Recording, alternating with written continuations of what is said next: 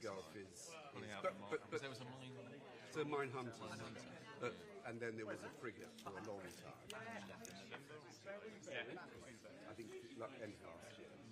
But then and you decide to push on the biggest kind of have to make choices.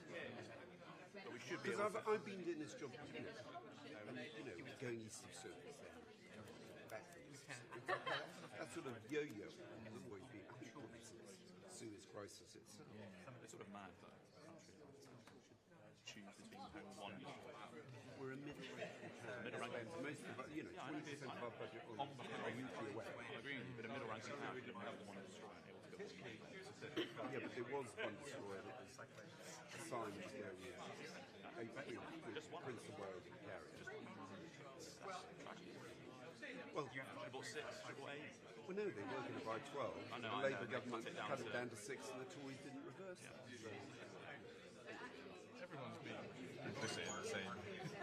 Yeah, to try and blame. I mean, it's blaming on different parties, blaming each other. They've all been. I'm not sure the voters, some of the direct payments until recently. The voters weren't interested. So,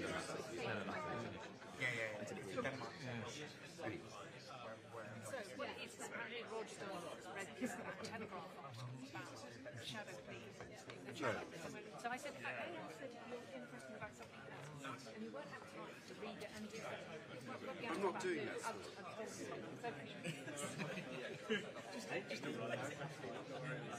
I mean, it's not a story yet. We're doing it, there's no well, he was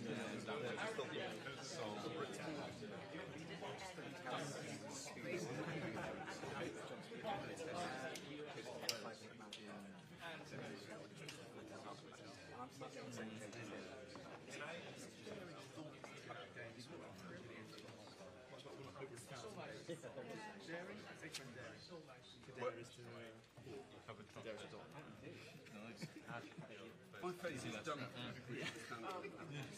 you've got dairy, donuts, and then so yeah, we've done it. Tell us to take one in. They wrote a letter saying that he was a letter to the Navy 40 years ago saying, I mean, he didn't take it seriously.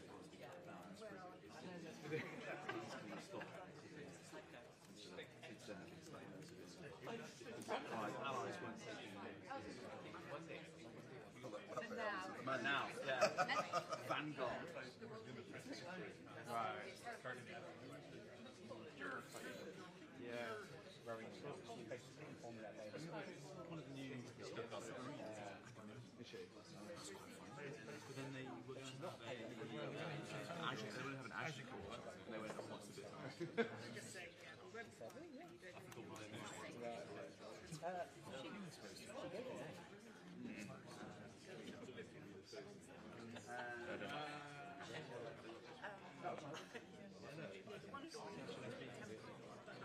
well, no, exactly, because they got really upset. Yeah.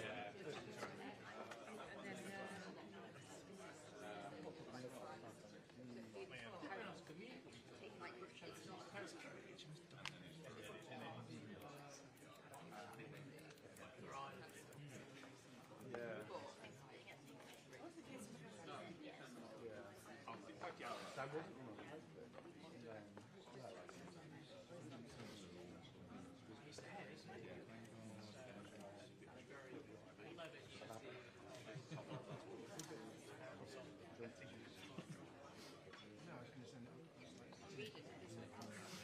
yeah, exactly.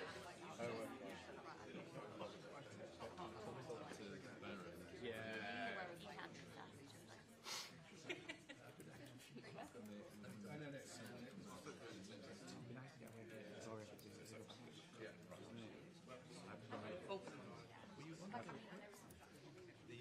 Yeah. That's interesting.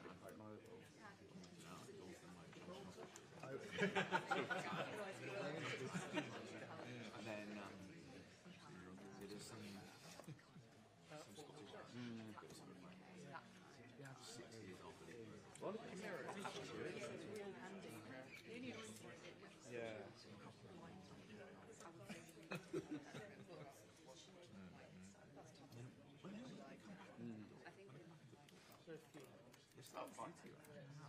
Yeah. And I'm doing that right as well.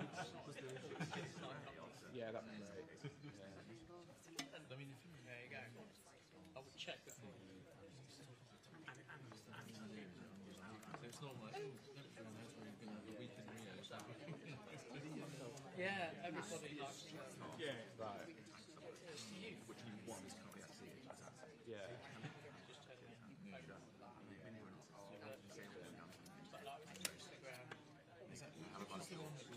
everybody films themselves that way. It's terrible.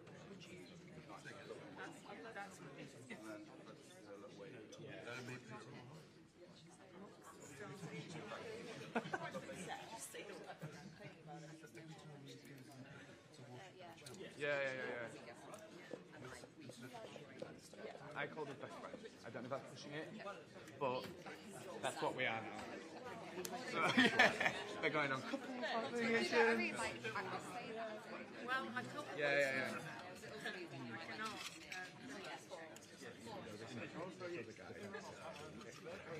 No, I agree. We should say that, there will be presents for that.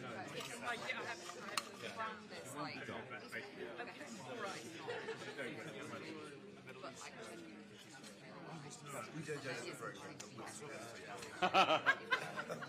Don't remember when I used to go around. It's in his head wet, isn't it? What, not having Daniel Fisher. They have me down on one about Tom Cotton. He went out Story last week, and it was meant to be the week before. And Des was like, how's it there? Oh, hi, Eleanor here. Is that? Yeah. Oh, Anna's hi. Well, I think Tell us about it. And you're, yeah. If you can help with news channels, straight in the job, that's in the job. You can say that really like is attractive.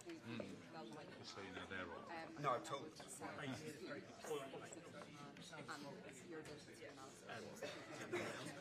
they are taking it up. Okay, fine. Thank you. Just make sure they get up Middle East. Yeah. Let me know if you want. Yeah, no, thank you. It's fine. That's good. Okay. We've got about 1 minute past. 1 minute. 1 minute past the hour. They will take a dive. Just fine. Not being out of Middle East.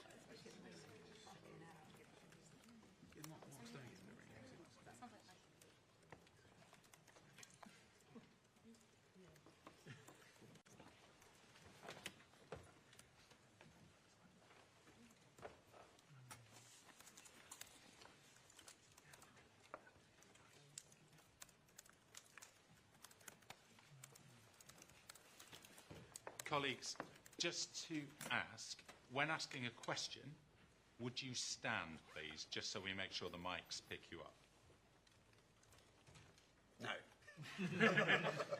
Apart from Jonathan Beale, who doesn't need to because he projects so much anyway.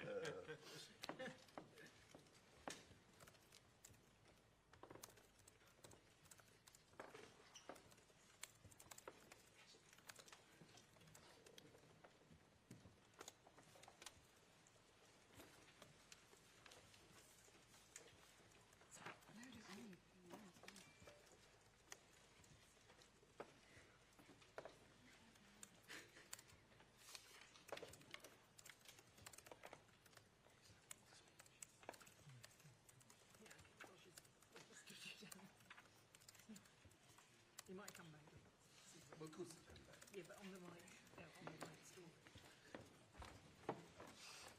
I mean, we are leaving, so we're getting back to Yeah, I mean, there is an iBike outside in case the one needs to leave that. No, but we should get back. The one will be back. The one sent out a saucer, but don't worry, they referred to only. I was too fresh. It's a line. It's not. Let's see. It may be dropped.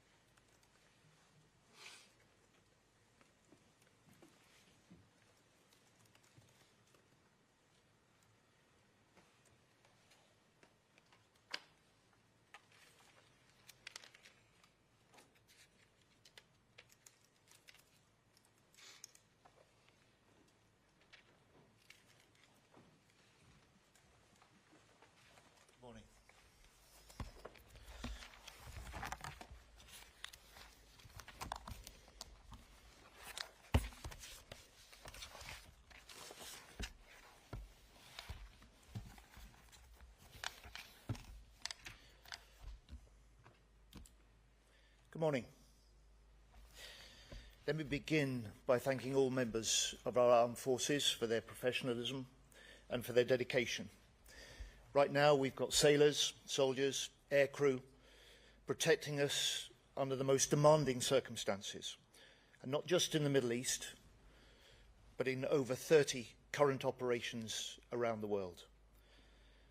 And their efforts are often unseen, but they are never unappreciated by the British public. And today I want to talk about one such operation. Today I'm revealing details of a recent military operation undertaken by Russia. And in doing so, I'm doing this to expose the continuing Russian activity that threatens us in the UK and to highlight our constant readiness to respond. In the last few weeks, while the eyes of many were trained on the Middle East, the UK, in partnership with Norway and other allies, have responded to increased Russian activity in the Atlantic north of the UK. This operation involved a Russian Akula-class attack submarine and a concurrent deployment of 2 specialist submarines from Gugi. That's Russia's main directorate for deep-sea research.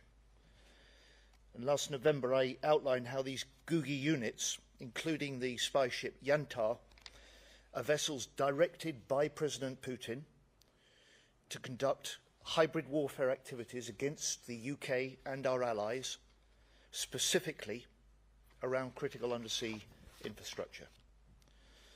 And for the first time today, we're releasing images of the Gugi base and of these vessels. They're designed to survey underwater infrastructure during peacetime and sabotage it in conflict. In response to the Russian submarines, I can confirm that I deployed our armed forces to track and to deter any malign activity by these vessels. A Royal Navy warship and Royal Air Force P-8 aircraft, alongside allies, ensured that the Russian submarines were monitored 24/7. The Akula submarine subsequently retreated home, having been closely tracked throughout, and we continue to monitor the 2 Gugi submarines in and around wider UK waters. Our armed forces left them in no doubt that they were being monitored, that their movements were not covert, as President Putin planned, and that their attempted secret operation had been exposed. Those Gugi submarines have now left UK waters and headed back north.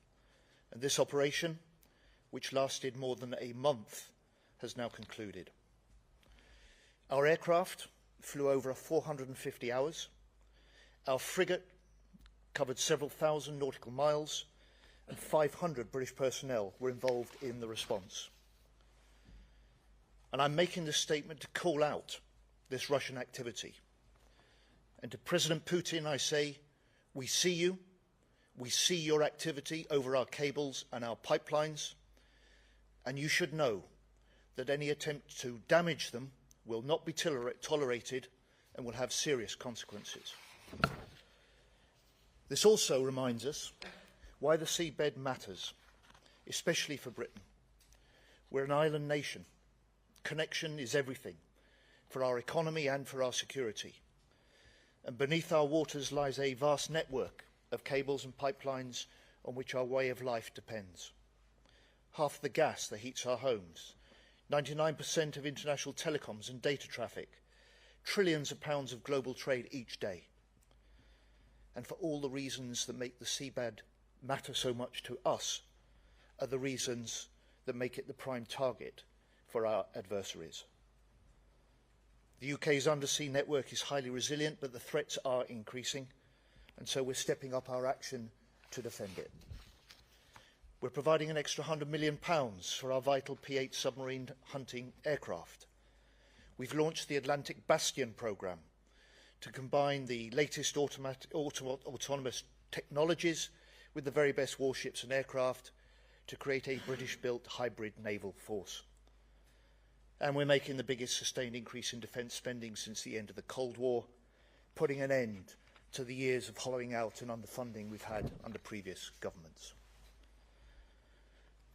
Our Strategic Defence Review confirms that the UK faces, and I quote, growing Russian aggression in all domains.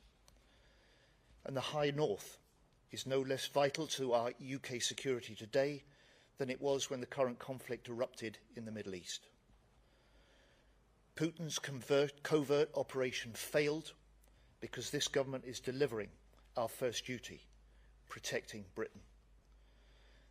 Our resolve to track, expose and confront the Russian threat remains absolute. And that's why this year we're deploying our carrier group where it is most needed, the High North, and why we're leading NATO's new mission, Arctic Sentry. And I also want to thank our Norwegian allies, with whom we've cooperated closely throughout. Our shared commitment to confront Russian aggression in the North Atlantic is at the heart of our Lunar House Agreement. And together, we are now building a combined fleet of new submarine hunting frigates and new uncrewed systems. Let me finish where I began, with praise for the professionalism of our outstanding armed forces. They are truly the best of Britain. And when a crisis erupts noisily and dangerously, as it has done in the Middle East, I understand people questioning why all UK military assets and personnel have not been deployed to deal with it. But that is not in Britain's national interest. The greatest threats are often unseen and silent. And as demands on defence rise, we must deploy our resources to best effect. Those resources will rise in coming years because of our government's record defence investment. And so, as we act to defend our interests and our allies in the Middle East, we also step up to meet increasing threats in the High North, to strengthen NATO, to stand with Ukraine. And above all, we will always act on the first duty of any government, to protect our UK homeland and keep the British people safe, secure at home and strong abroad. Thank you.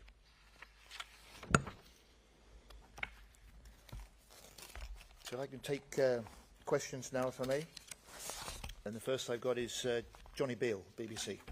Thank you, Secretary. Could you just explain to us, I wasn't quite clear what you think the submarines were doing. I mean, we have submarines in the North Atlantic. What exactly are you saying these Russian submarines were up to, and what evidence do you have? You've given us the base, but you haven't told us what exactly they were doing. So if you could elaborate on that, I'd be grateful.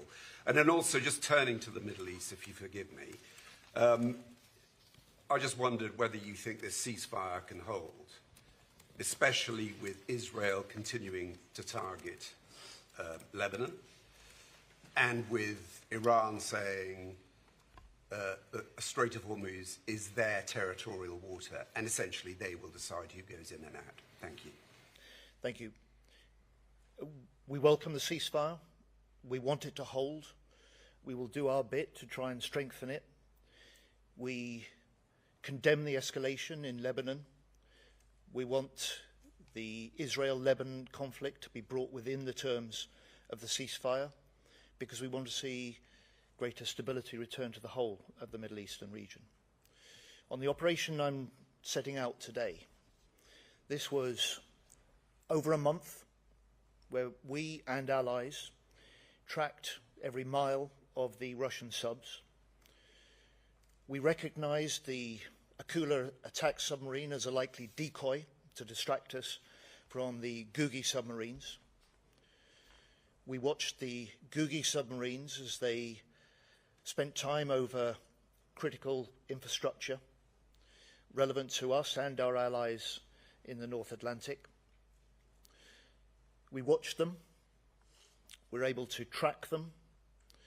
We dropped sonar buoys to demonstrate to them that we were monitoring every hour of their operation.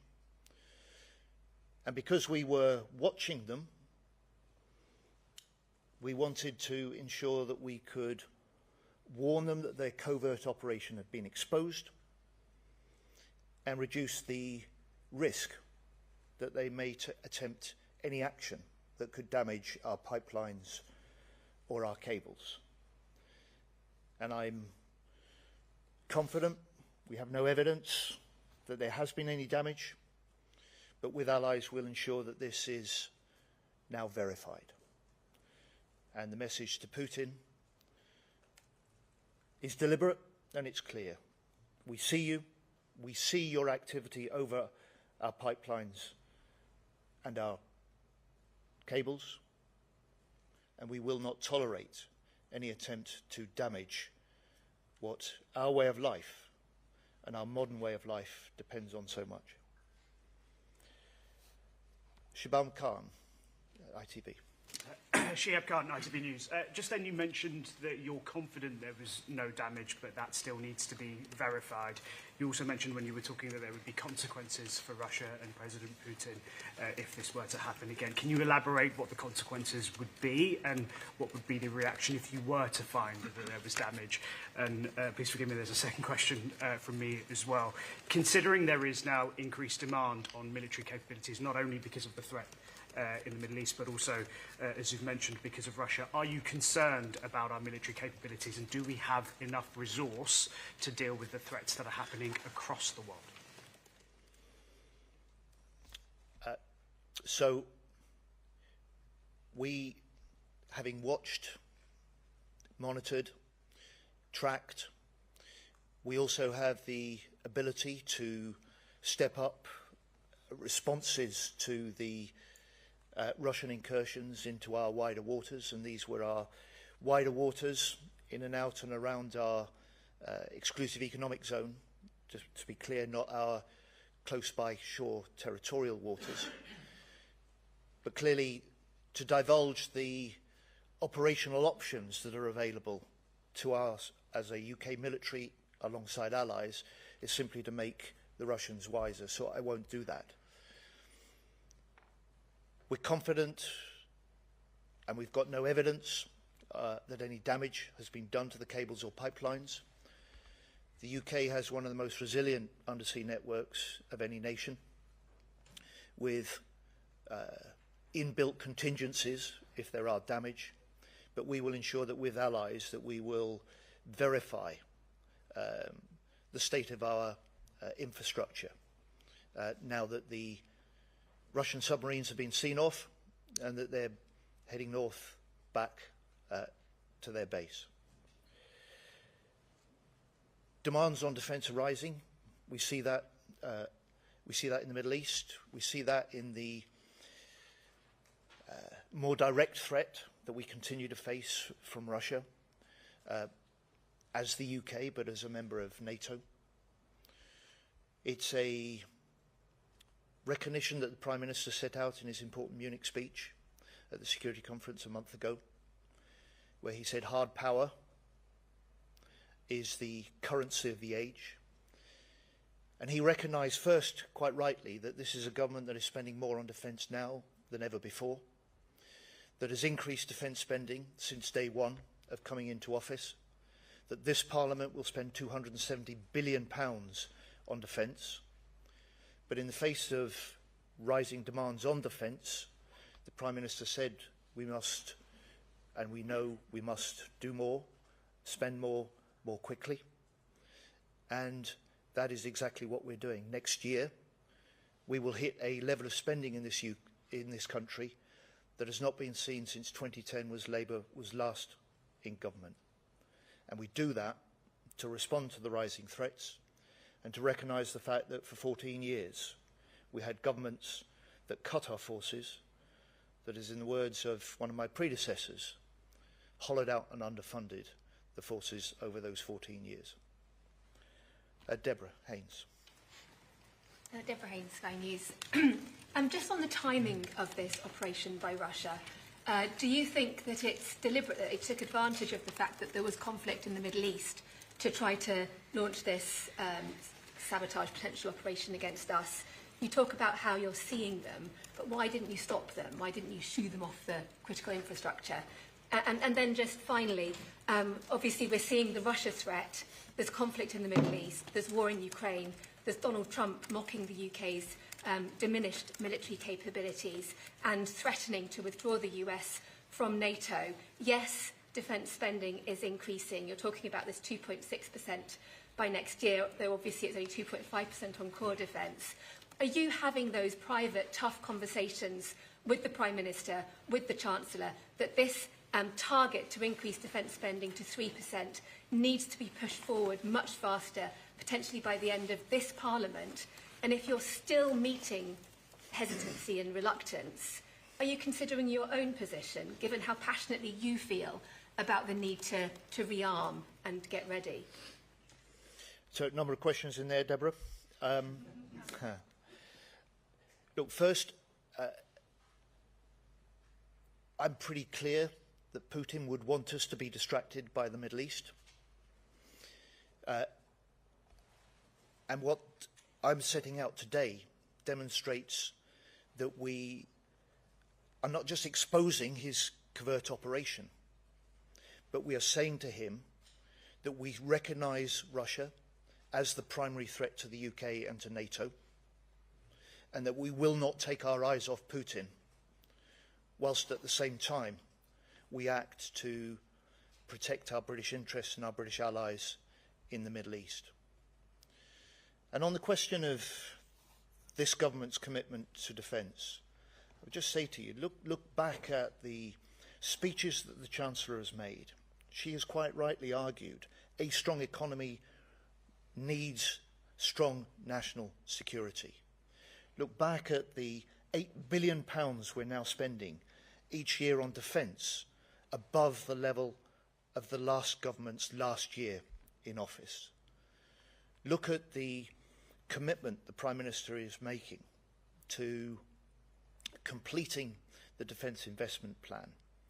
The recognition that, as I said at his Munich speech, he said hard power is the currency of the age.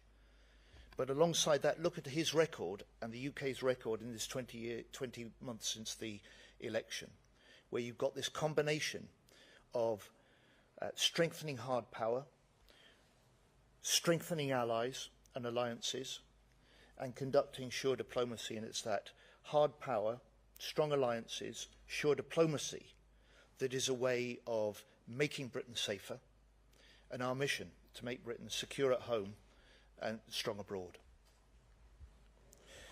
Can I come to Jerome Starkey, the Sun? Jerome Starkey from the Sun newspaper. Defence Secretary, I think this is the second time you've told Putin that you see him. The last time was when you surfaced a submarine close to the Yantar. It doesn't appear to have deterred these submarine operations surveilling subsea infrastructure. And the concern is, of course, when he looks back in your direction, he might see a navy that has 5 of its 6 hunter-killer submarines stuck in port, and the other one was in Australia, has now sailed. A Type 45 destroyer that took 3 weeks to get to Cyprus in response to a foreseeable security emergency. What are you doing to make sure that you know, for all the credit you give the armed forces personnel, but to make sure that they have the resources, the infrastructure, the kit that they need to do more than simply watch? And I'd point out that the DIP, the Defence Investment Plan, this key document to set out what you're going to invest in, continues to be months behind schedule.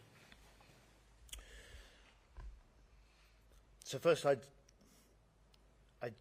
simply say to you, Putin's purpose is secret operations that remain undetected over our critical infrastructure. We've exposed those covert operations. We've made clear to him and his submarines that we've watched them every step of the way, and that were there to be any damage to our cables or pipelines, we would hold him responsible. And I think the nature of the operation that I've set out today demonstrates that we have UK armed forces capable of detecting, capable of deterring, capable of responding if required in order to protect Britain and to protect our vital undersea infrastructure. And that we have a government here and a military that, despite our commitments, quite rightly in the Middle East, will not take our eye off Putin, that recognises and responds to the fact that our primary threat to the UK and to NATO remains President Putin and Russia. And on the question of our Navy, I think this, and our forces, I think this operation demonstrates two things. First of all, just how capable it is of complex operations alongside allies. And secondly, that very often that what they do is not visible. And so I'm proud of what they are. I'm proud of what they do. I'm proud of the operation that I'm able to set out today. And of course, no one's pretending that over the last 14 years that the Navy's not been hollowed out, that the last government cut the number of warships, cut the number of mine hunters, delayed the renewal of our nuclear deterrent, and we can't turn that round as a relatively new government overnight. But we're spending 300 million more on shipbuilding. We've doubled to £4 billion the amount we're spending on autonomy.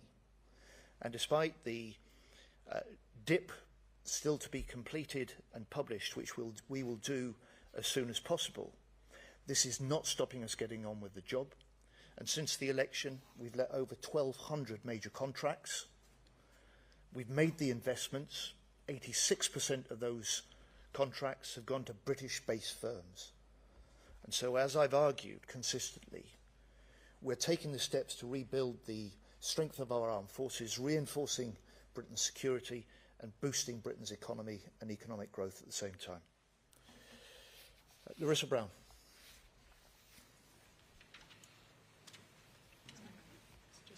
Oh, sorry. What type of cables and pipelines were the Russians looking at? And why are you letting the Russian flag vessels go through the channel when you said that you were going to stop that happening? And just very lastly, Pete Hegseth has suggested that allies such as the UK should be taking lessons, taking notes from Israel. Are you doing that? Thank you.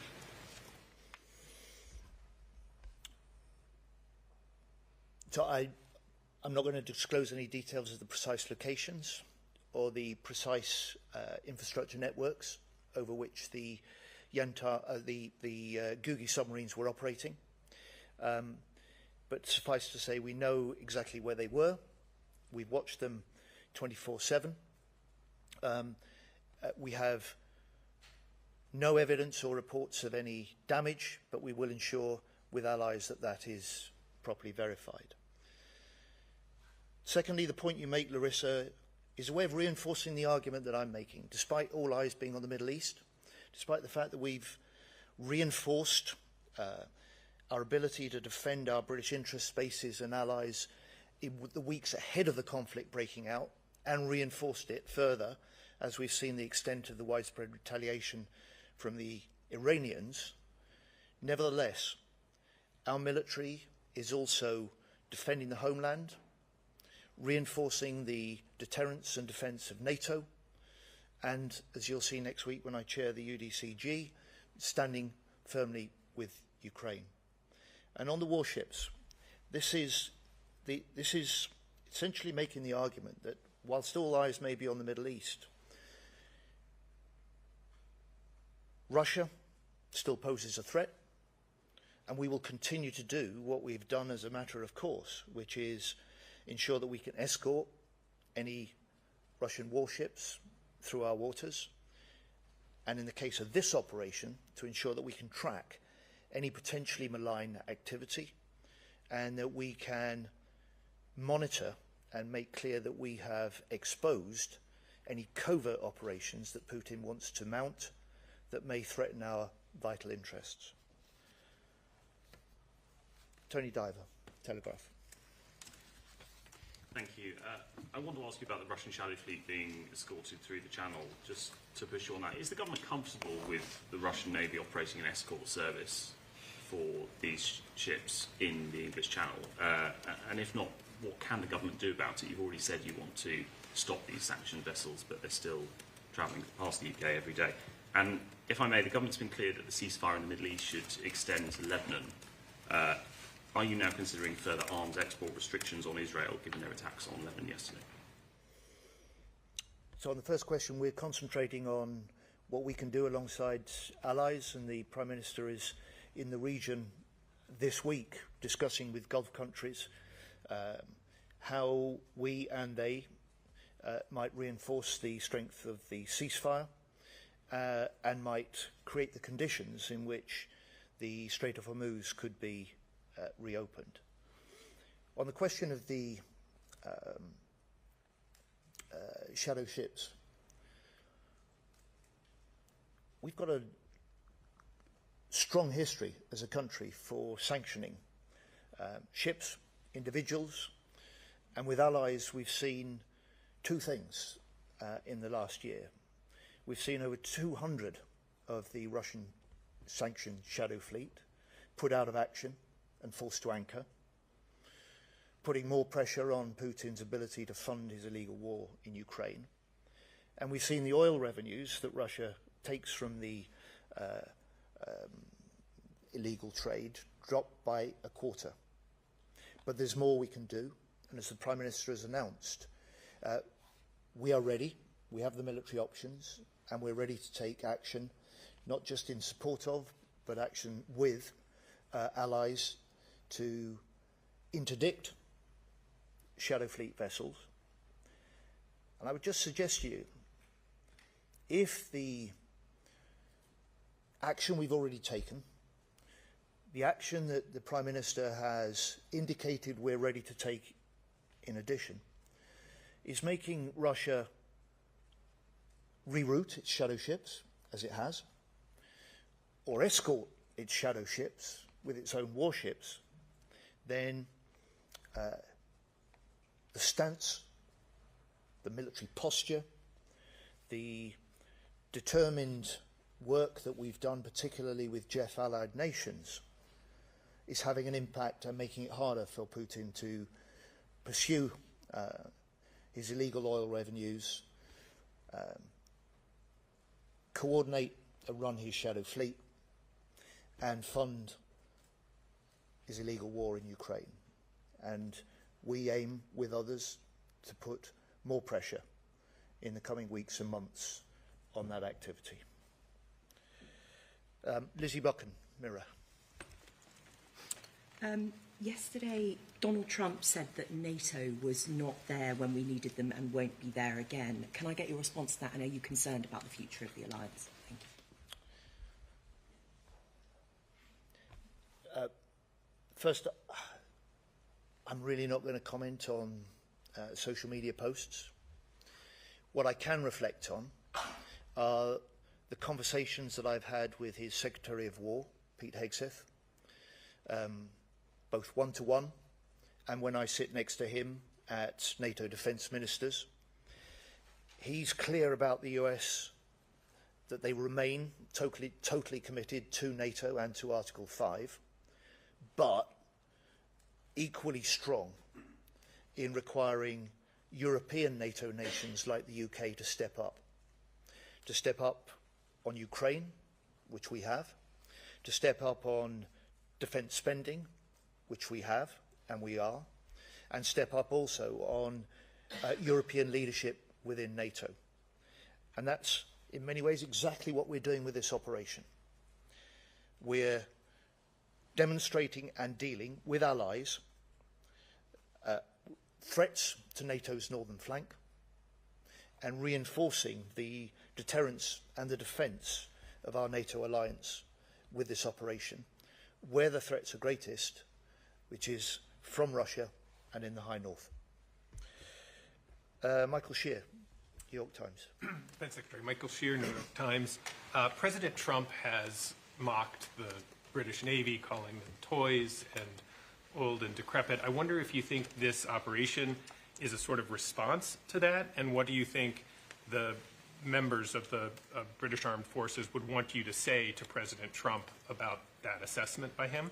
And if I might, on Iran, what do you and the government think of the President's proposal, if you want to call it that, for a kind of joint U.S.-Iran toll booth in the Strait of Hormuz? Well, we want to see the ceasefire reinforced and strengthened. We want to see it extended to Israel and Lebanon. And we want to see a Strait of Hormuz that remains open and free, consistent with the long-established laws of international navigation without any sort of tolls for passage. On on your first set of questions, I like to let our actions rather than our words speak for themselves. And I would just say about our carrier, I reject the descriptions that have been levelled against them.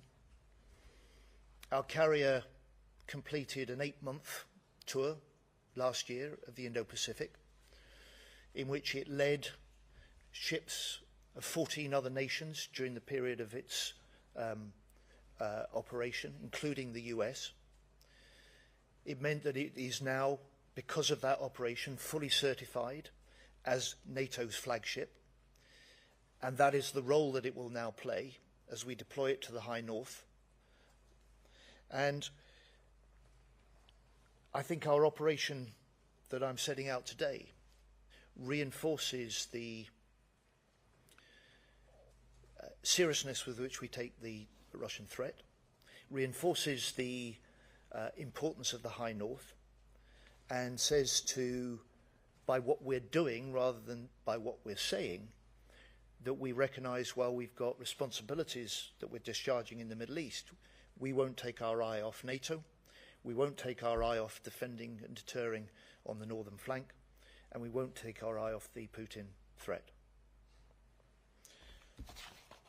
Molly Blackall? Hi, Molly Blackall from the iPaper. Thanks for doing this. On this operation, you said that if there was damage, Putin would have been held responsible. How can the UK hold Russia responsible, you know, if they do take action to actually cut cables or damage them in the future? What capabilities do we actually have to respond to this if it was happening, rather than just track it? And if I may, on the Middle East, you said that the UK is willing to do its bit to try and make the ceasefire hold. What's your plan to contribute? Thanks.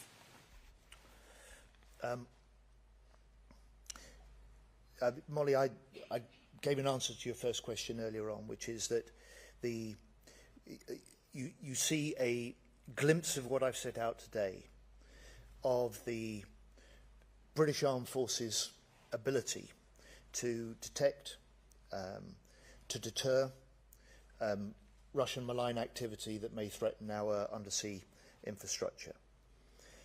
We have a range of capabilities in which, if necessary, we could take that steps further, including to respond if there is a question of Russian damage to our cables or to our pipelines. And I'm simply not going to set those out in public. It'll only make Putin wiser. But I believe the demonstration of what our armed forces have been able to do over more than a month says to Russia, you can't get away with the covert operations that you want to mount in the Northern Atlantic, in the UK wider waters, and that threaten allies as well.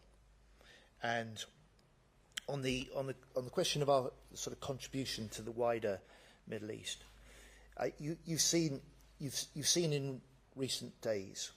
You saw last week our Foreign Secretary convene over 40 nations to try and develop a common understanding and consensus about how we can reinforce a ceasefire, how in the context of a ceasefire we can work together to ensure that the Strait of Hormuz is reopened to commercial shipping, with the confidence that that commercial shipping must have, that it will be allowed free and safe passage. You've seen this week our military planning HQ convene 30 nations looking at the potential military options that could reinforce the conditions of a ceasefire and a free and open Strait of Hormuz. And you've got the Prime Minister this week out in the Middle East talking to Gulf allies about exactly how Britain can work with them and with other allies to reinforce that drive to see stability restored to the Middle East, peace restored, and the long-term protection and security that we have to have restored also for our British interests out there in the region. Peter Walker. Hi, John. Thanks very much. You were very clear that you think the Russians took this action because of the distraction of the Middle East. The distraction came from a conflict which the UK government accepts was launched by the US without a plan, without an outcome. Everybody knows that basically Russia seems to be emboldened by the fact that Donald Trump is unpredictable, at least in what he says and sometimes in what he does. Is that a fair assessment to say that your job is made more difficult because Putin can take advantage of the chaos caused by Trump? And on a kind of parallel point, is the Prime Minister's role in the Middle East now similar almost to his Ukraine role in being an ally and someone to kind of negotiate things where allies can actually believe what he says and know he won't change his mind the next morning?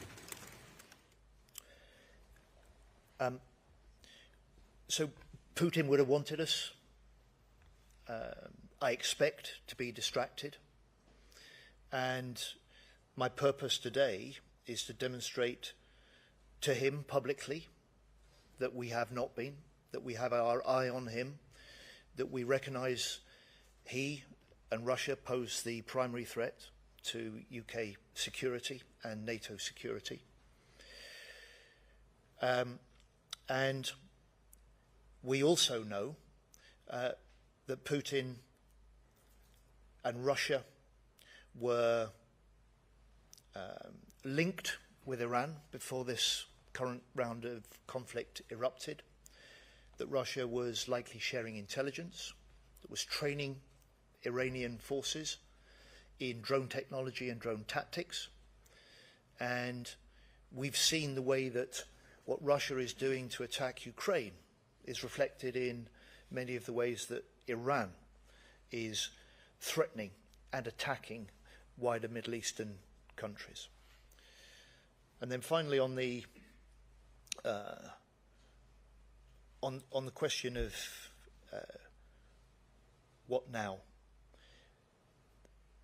where the UK can play a role diplomatically or in defence diplomacy in bringing countries together, in fostering a shared understanding of the threats, a definition of the sort of circumstances that may be necessary for a long-term ceasefire and opening the Strait of Hormuz. We're ready to play that role, as you've seen in recent weeks. Those options are still being developed. Those discussions are still continuing. And the circumstances within which any sort of options or actions could be taken are still rapidly developing and depend critically on this central security and stability of the ceasefire, which is why we've been so strong in welcoming it. And you've heard our Foreign Secretary today saying that we want it strengthened, and we want all nations with an interest in peace in the Middle East to play their part. Finally got Dan Bloom, Politico. Defence Secretary, are you planning to convene more meetings of the Hormuz coalition in the next few days, given reports that the US wants to see concrete plans out of that coalition in the next few days? And can I just come back to the question on tolls? Britain has been leading this military planning exactly to ensure that tolls can't be imposed on ships going through the Strait of Hormuz, but Donald Trump has mused about some kind of joint venture where the US will take money from tolls. So do you think he's being serious? And if he is, would we be prepared to deploy British military assets to stop tolls being imposed in the Strait of Hormuz by the US? So look, Dan, I'm really not going to get into sort of what-ifs of that nature. Just simply isn't sensible. It isn't actually doable.